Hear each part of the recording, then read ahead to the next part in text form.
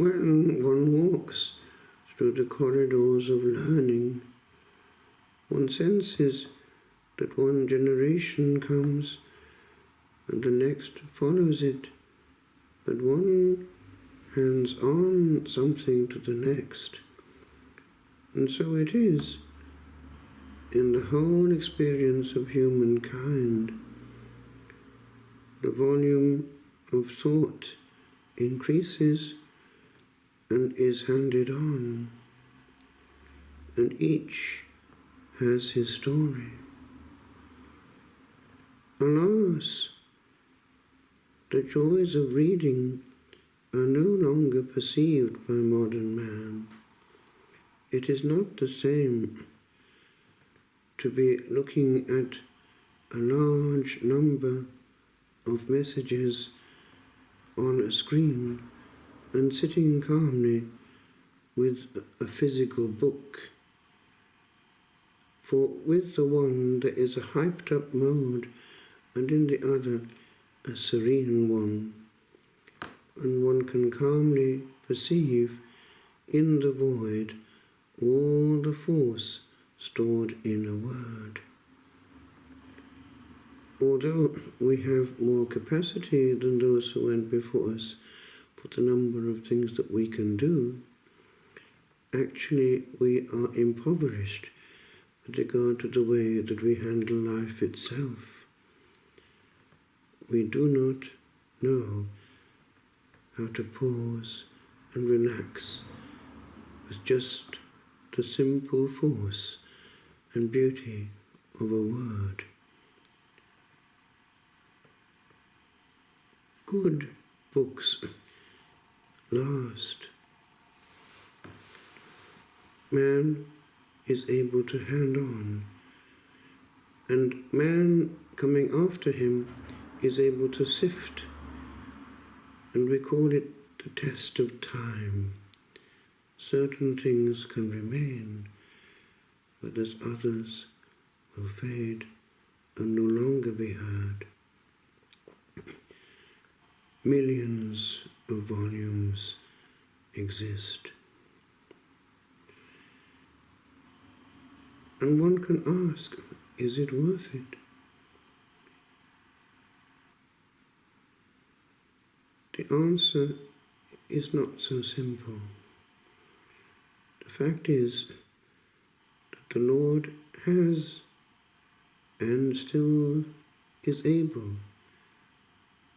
to make use of the printed word, even to orientate an eternity.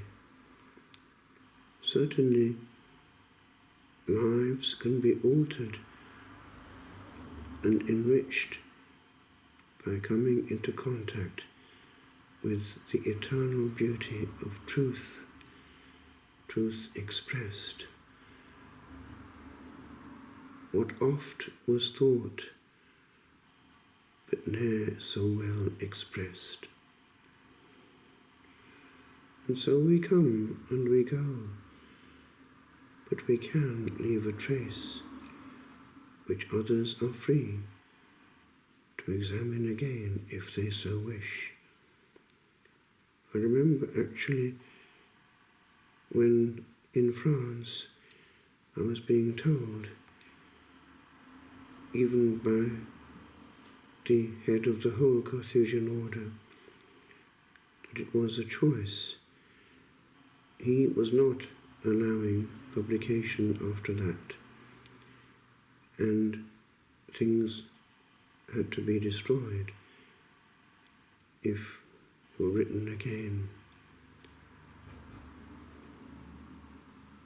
The choice, therefore, was not to do anything with the realm of the writing, or to go to a monastery where it was possible. At La Trappe, the same feeling was in the air a bit. C'est tout à fait anti-cistercien. It's entirely anti-Cistercian, and I stopped writing altogether. It was Roscrea, where I was transferred after 2 years, the same order here in Ireland who got me writing again. Anyway, on this day, a message came from the publishers in London that the first volume in the trilogy, Ad Majestatem, was now available on Amazon. And I have here a copy. It's well produced, with even illustrations done by the team right through the book, here and there, to make it more interesting. I remember writing this sonnet when giving the final order to print. And when upon an aeon we sleep on, upon a moment gone, wherein was lost or gained etheric bliss, and this work done is left in long oblivion, calmly tossed into the garbaged ears, will eyes e'er peep upon a sound of once found heavy pain and joy unknown, that little markings keep yet beating where the beaten day long wanes,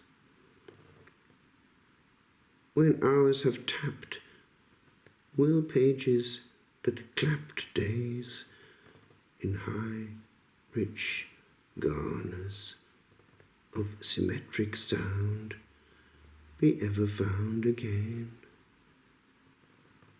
And where there plays a shiver of touched bliss, will there be found yet one to gather from the shore of this wide world?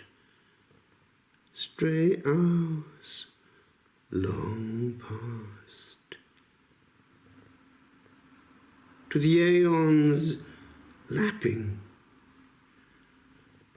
ah,